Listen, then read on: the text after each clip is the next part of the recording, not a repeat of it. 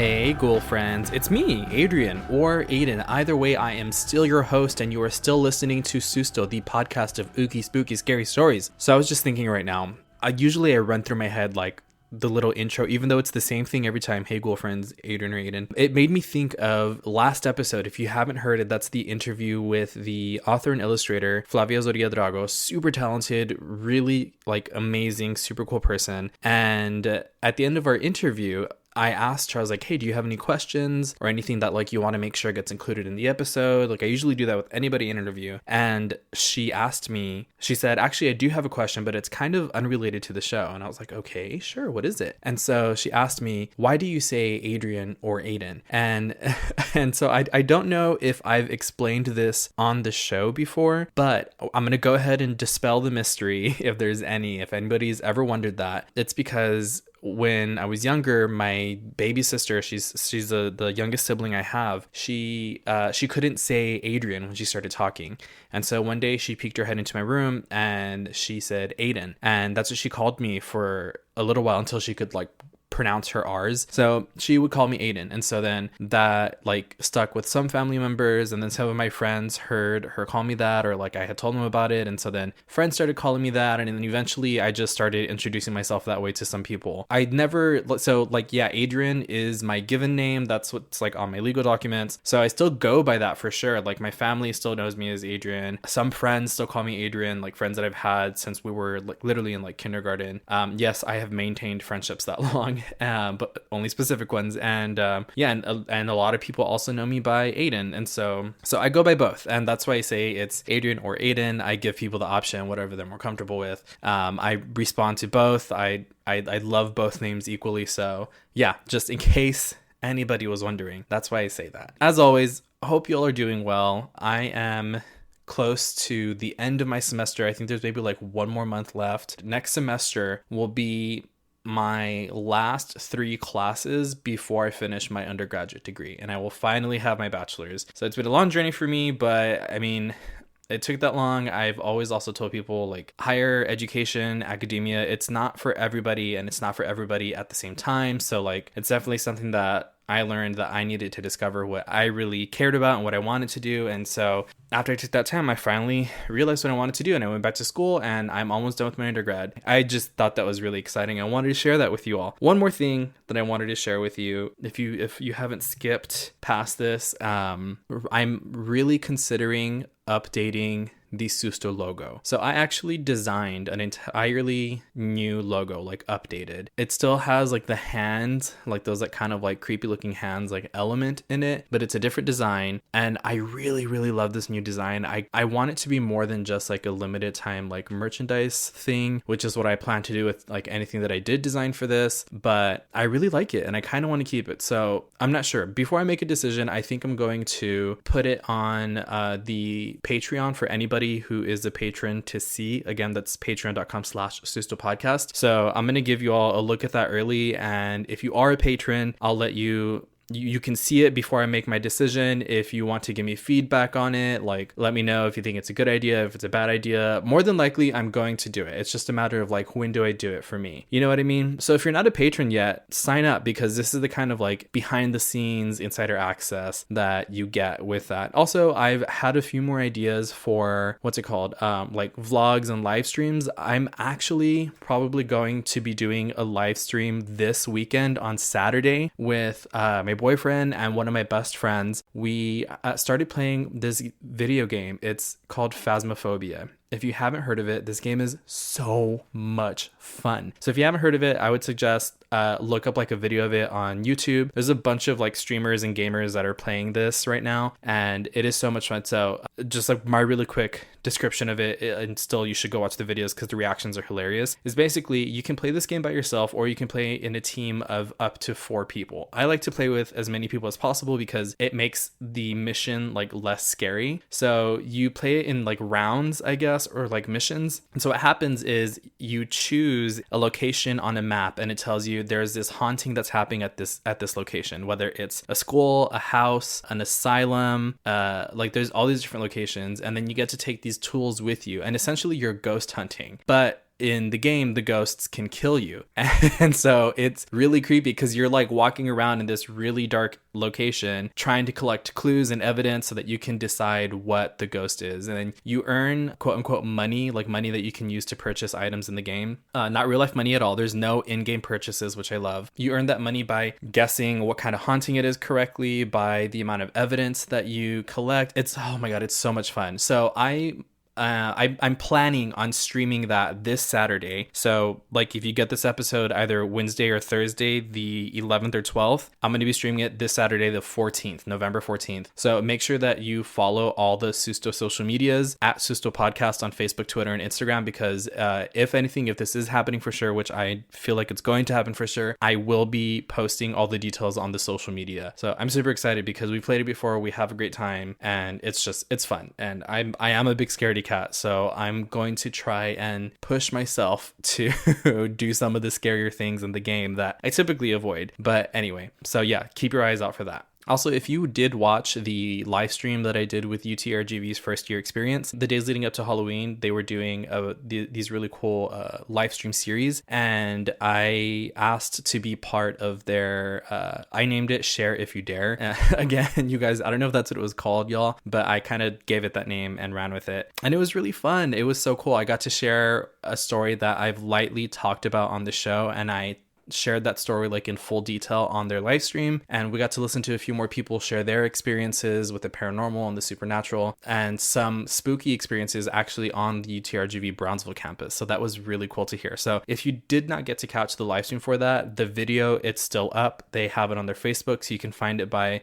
checking out UTRGV first year experience or UTRGV FYE on Facebook. I also shared it on the Susto Facebook, so if you follow me there, you can just go see the video from their page on there. That's pretty much like and all the updates that I had. Again, the biggest thing right now that I'm like thinking about is whether or not I update the Susto logo. Again, if you want to see that, you can sign up to be a patron. I'm going to make that one available to all patrons so that you can see it and maybe give me feedback if you want before I make a decision. Again, that's going to be for all levels of patrons. Also, one last thing, I have a handful of those October planchette pins, like the Ouija board planchettes, those limited edition ones. So I made it clear in October that I wasn't going to be renewing those. I wasn't going to be ordering more. It was only for the month of October, and I'm going to stick to that. So I will not be ordering any more. So the few that I have left, that's it. If you want your own planchette pin, then go ahead and sign up for the Best Ghoul Friends top tier. That's the $10 tier. You're going to get that pin and of course access to all of those top tier benefits on Patreon. So again, there's only a handful. I will be updating on social media as they run out. So if I have like one left, I'll let you know. If they're all gone, I'll let you know. That way you do not sign up with the intention of getting the pin and then they're gone. And if that does happen, if someone signs up and they want the pin but it's gone, then I'll go ahead and let you know until I do like a final update, like they're completely gone. But yeah, if you haven't seen those, go ahead and check out again Susto social medias at Susto Podcast so that you can see how it looks like, because they're super cute. I'm in love with them and hopefully I get to keep them for myself. All right, so that's it for my updates and for my hellos and how are yous. And oh yeah, also if you're new to the show, welcome and thank you so much for being here. I hope that you enjoy it. Make sure that you go back and listen to all of the previous episodes. But if this is not your first episode, if you've been here before, welcome back. Thank you for coming back. How's the family doing? All of that. I'm not going to waste any more of your time. By the way, this story has some violent details in it. Just a warning. Without further ado, today's episode is going to be about La Sayona.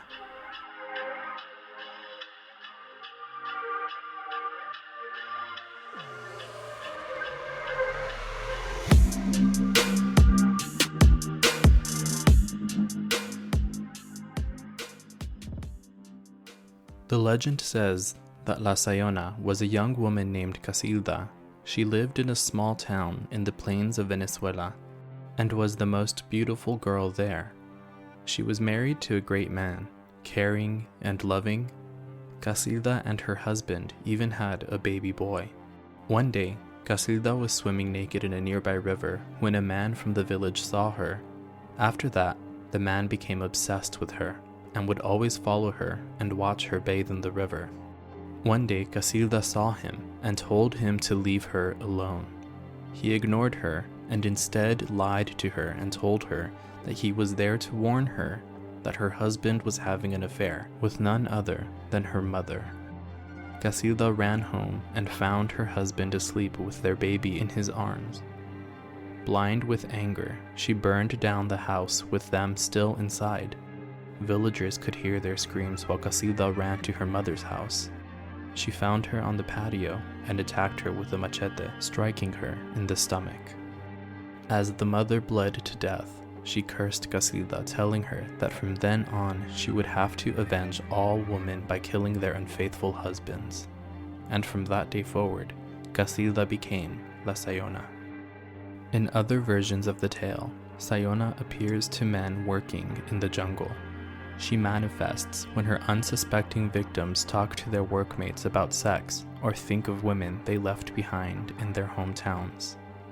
Sayona appears to such men assuming the likeness of a beautiful woman or a loved one and lures them into the forest so she can reveal her animal-like features and devour or mangle them, leaving their wretched bodies for their companions to find.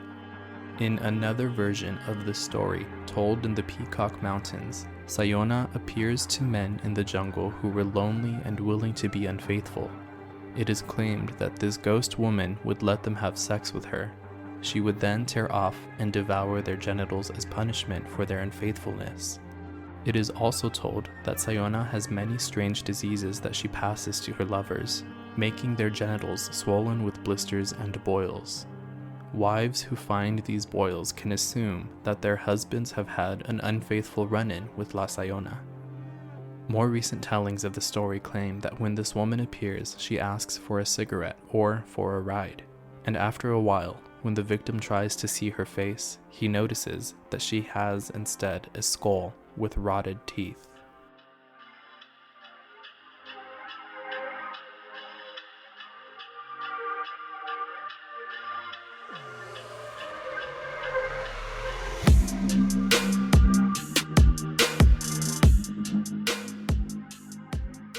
Okay, so this one, it was a little different because as we discussed in 2 episodes ago, the episode of El Sombreron, there's like this huge like running theme in the culture itself, but also in the stories that we hear. It's always about like women and girls, they need to be careful. They need to watch out because if they do something wrong, you know, it's always a consequence for how women or girls are behaving. This one was different because it was reversed. You know, it's a story about revenge, yes, but it's also a cautionary tale to men to remain faithful to their partners. In doing my research for the context of this episode, that was like a running theme that I saw in some of these stories, is like they still use this story that this story is more modern than La Llorona, so I'm guessing that it developed more recently than La Llorona did, or her story. And it's used, like to warn men, don't cheat, because if you do, you're going to have a run-in with La Sayona. As we just heard, that is not good for people with penises, because she will,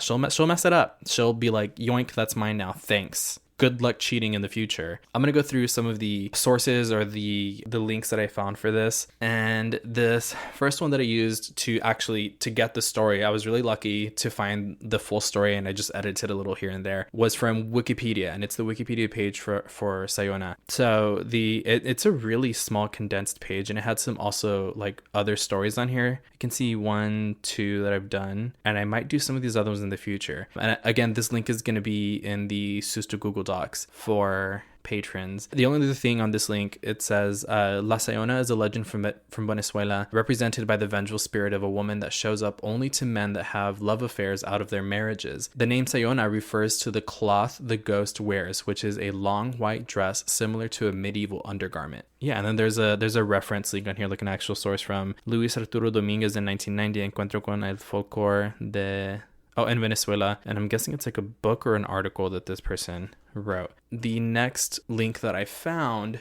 is from a page called The Wild Hunt. It's wildhunt.org, Pagan News and Perspectives. And I thought this was interesting. I actually just followed this person on Twitter. Their name here from the author it's Alan DD. They blog and they write about La Sayona, and so there's it's pretty much the same story that I just told. It's also in here, and I'm gonna put this page also in the Susto Google Docs. It says, author's note, the legend of La Sayona contains some violent details. Yeah.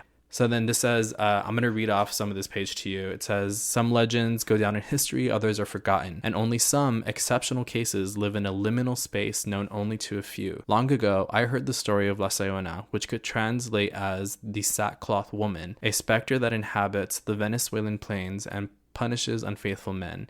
Her legend is one of these exceptions. Ew. And so it turns out that the person who wrote this, Alan, they're actually from Venezuela, and so they blog on this website, and that's their position and their perspective in this is that, you know, they grew up in Venezuela, and so they do a lot of stories from there. There was one thing on here that I wanted to here it says, this legend reminds me a lot of that of the Silvon, which is, I've done an episode on that. It says, we're punishing when it is not our responsibility ends in a worse sentence than we imagined. But there is a key element here, betrayal. It is true that trust is built over the years and is lost in just a second with just one mistake. But gossip is the worst enemy that can exist for her. Deep, super deep AF. And I agree to an extent. I feel like trust can be broken in a second with just one mistake. Sometimes things are not mistakes. It seems like we don't want to give leeway to people who intentionally hurt others, and we don't want to give them the chance or listen to their excuse of like, it was just a mistake, because more often than not, things are very intentional. That's obviously not the case here because it was just gossip with this other weirdo. Yeah, I wish they would have touched on this creep that was like watching her bathe, and then she noticed him and was like, hey, what are you doing, you weirdo, stop. And then he was already obsessed with her by that point, so made up this lie that caused, like, I feel like he deserves some eternal damnation too, you know? Like, this was all his fault. Like, yeah, she killed her kid, which is also really sad, and she killed under, like, it was a crime of passion, you know. And in this context, in these types of like folklore and folktales, it's like, I don't know, it was just weird to me. I wish it could have found more about this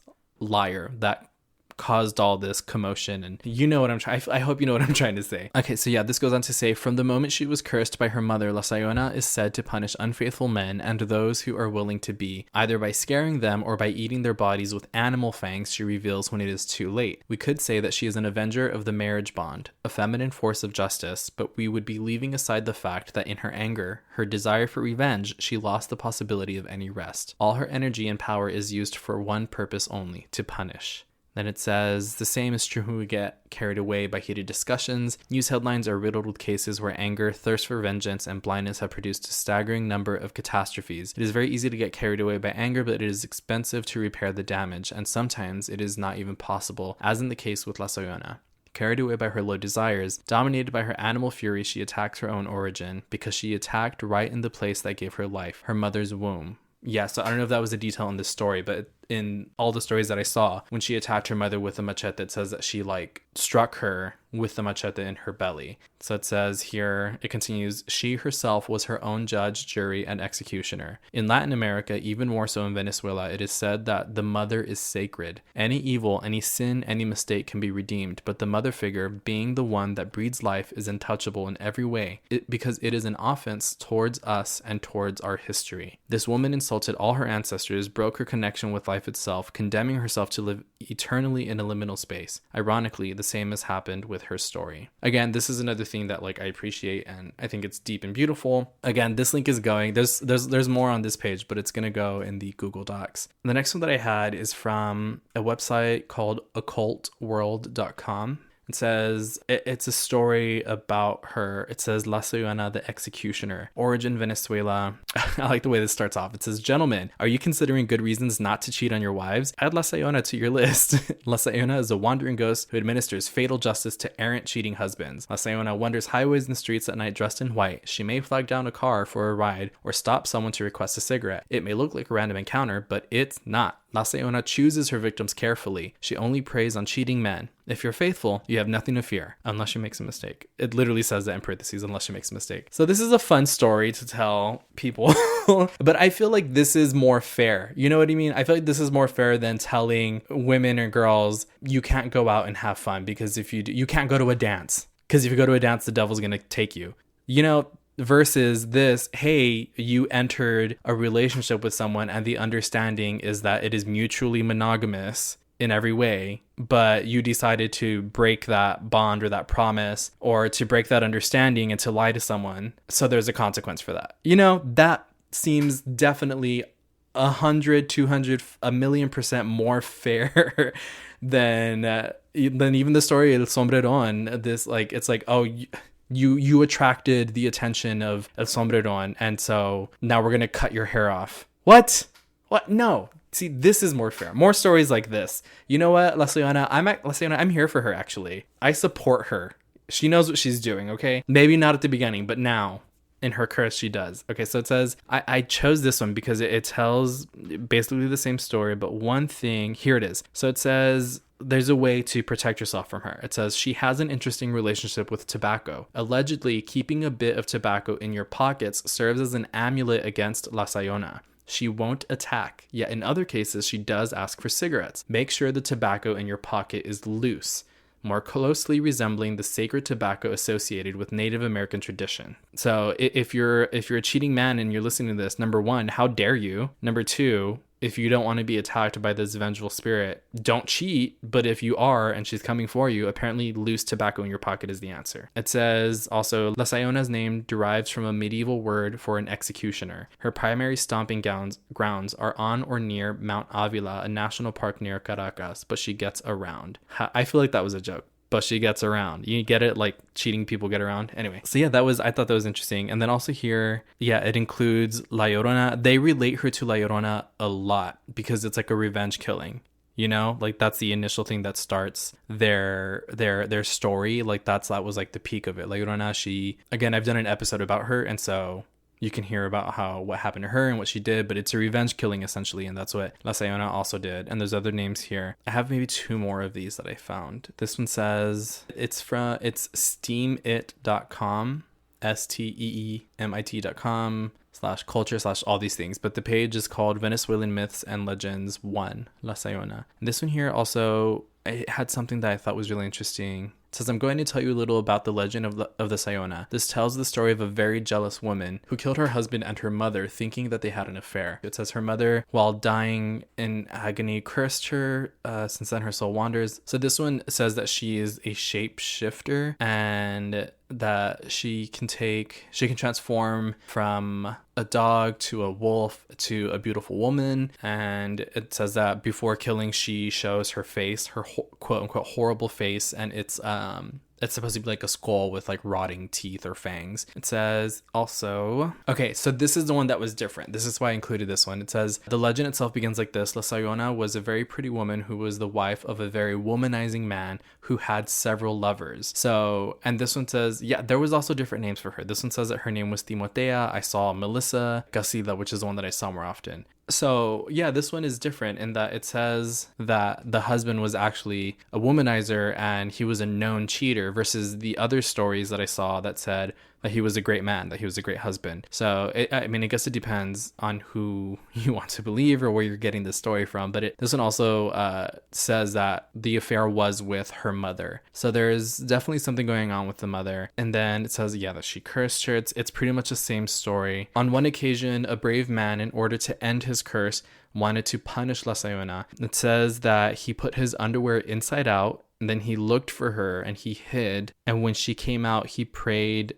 It says he prayed to the credo backwards. So he did some prayer backwards, but apparently it didn't work. Why would he turn his underwear inside out? I don't know. It had to have been some again, I wish I could have found more about that one, but I could not. About like this like underwear backwards to get rid of her. The only thing that I saw was about the tobacco, and like that's the only way to protect yourself from her. So the last link that I have, and again, all of these are going to be in the Susto Google Doc for patrons. It says it's a book and it's an Amazon link. I'm just going to read the synopsis that's in the back. It's called La Sayona, Women, Legend, and Power in Venezuela. And it's from 2014 by Barbara L. Gingrich Rivas. Okay, so the back of the book, I'm going to read what it says here. It says, Uno sigue viviendo la tradición, which if you don't speak Spanish, it says one continues living the tradition. It says, roughly, that's what it says. My Spanish isn't the best, but it continues in English. It says, in Venezuela, there is a popular and widely spread legend about a malevolent spirit called La Sayona. She is a vengeful revenant who, in life, was betrayed by her husband. In retaliation, she murdered her son and mother and was cursed and doomed to wander forever, stalking drunks and other men who ventured out after dark in search of extramarital adventures. Legends are part of the folklore of a community, and they reflect its beliefs, traditions, and ethics. The oral stories play an important part in forming the cultural traditions used as a form of social control. A child learns what behavior is appropriate in which situation by observation of the adults in its life. To become a normal, active member of his society, the individual must adapt the norms and techniques of that group. The use of morality tales, such as the legend of La Sayona, are a form of control that allows young members to become active and integrated members of that community by emphasizing the dire results that occur when someone acts outside the norms of his society. The past history of a culture reflects how the various groups within that culture are perceived and treated.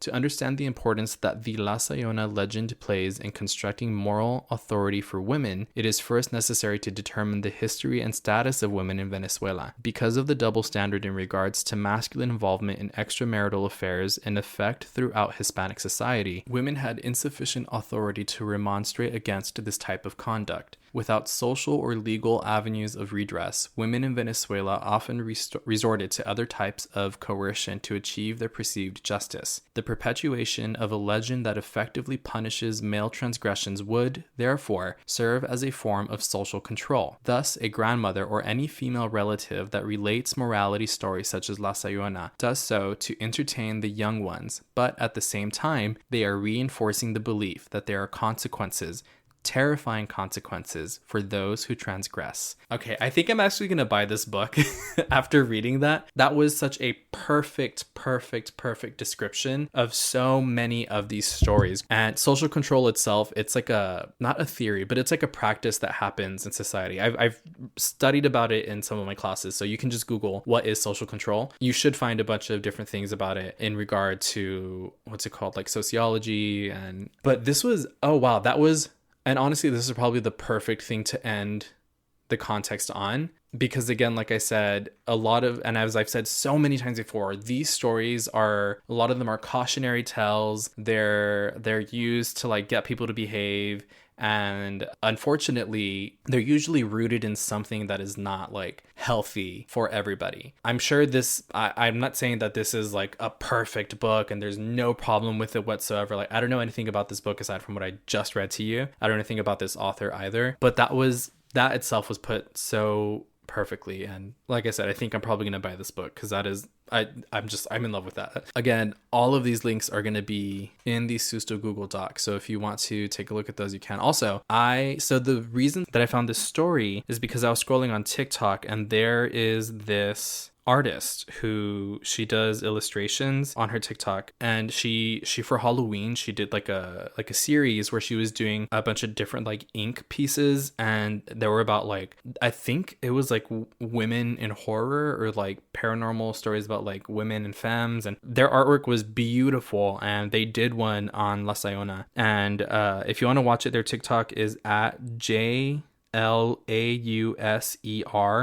ART. So I think it's pronounced J Losser Art. And again, that's on TikTok. I'm going to post the 2 videos probably on the social media so that you all can see them, because they came out really cool and you should give that person a follow. Hopefully they'll see my podcast, and because they also did La Planchada, and I was like, oh my god, like I commented on it and I was like, I did an episode on this, and I don't know that they saw that at all, or if anyone saw it, but yeah, check her out.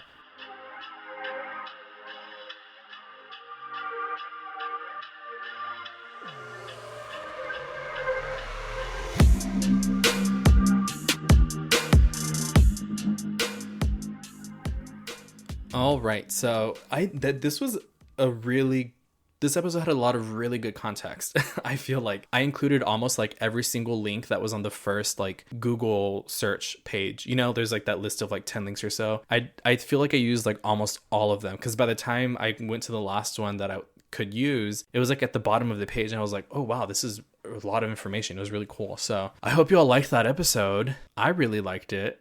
I always like them. I mean, why would I keep doing them if I didn't? So before you go, I do have something else to let you all know. As always, you're going to see any of this information if you follow my Susto social medias, at Susto Podcast, Facebook, Twitter, Instagram. But there's this new group or organization or collective. I'm not exactly sure. I'm sorry what to identify them as, but they are called Esquilin, and you can find them on social media at Esquilin. I am going to be sharing stuff about them on the Susto social medias, so you can follow them on there as well. I'm just going to go ahead and read some of the stuff that they posted because they're featuring me in their virtual launch party from November 20th to November 22nd. That's again this month, so you can find me speaking with them. It's 3 days of pláticas on music, poetry, art, film, identity, food, digital stories, y más. And on their Instagram, they have a post that says, Esquilin is in session. We know times are super wild right now, so join us in 3 days of pláticas on music, poetry, art, film, identity, food, digital stories, y más, on how our communities have always held it down and will continue to, which I love. And if you don't know Spanish, a plática is essentially it's like a talk, but pláticas have more of like a deeper traditional feeling of like community in, I know the Mexican community for sure, and I'm sure the larger like Latin American community. And so I'm really excited for this. Again, it's gonna be 3 days. You can see, I'm looking at their Instagram right now actually, and their last post, it's a picture of me and some questions that I answered about myself and about Susto. So definitely make sure that you follow them and you check out all of the people that they're going to be featuring on November 20th to 22nd, because that's going to be a lot of fun. That's pretty much all I have for you today. I feel like I say thank you 100 times each episode, but I mean it every time. Earlier, if you missed it, if you skipped past it, there's the possibility of the new logo. So if you want to see that before it happens, go over to patreon.com/SustoPodcast and you can find out what it looks like. I think it's super cool. And this one, I feel like it's better designed. I feel like it's cleaner. I feel like it looks cooler. I don't know. That's just me. I will still have the stickers from the previous logo and I'm still going to use those, and the updated one. So if anything, that's just going to be an extra sticker for people to get if they sign up to be a patron, because I still like the first logo. I'm gonna keep that around probably forever and use it. I don't know how, but it's not gonna go away. It's not gonna disappear because it's special. I mean, yeah, that's pretty much it. If you have your own stories to share with me, your own videos, recordings, anything that you have that is spooky, paranormal, send it over to me. You know how to get those to me already. Social media's already said them. You can also email them to sustopodcast@gmail.com. You also please like and subscribe and review the podcast wherever you are listening to it. That helps me out a ton. I will talk to you later, and don't cheat. Bye.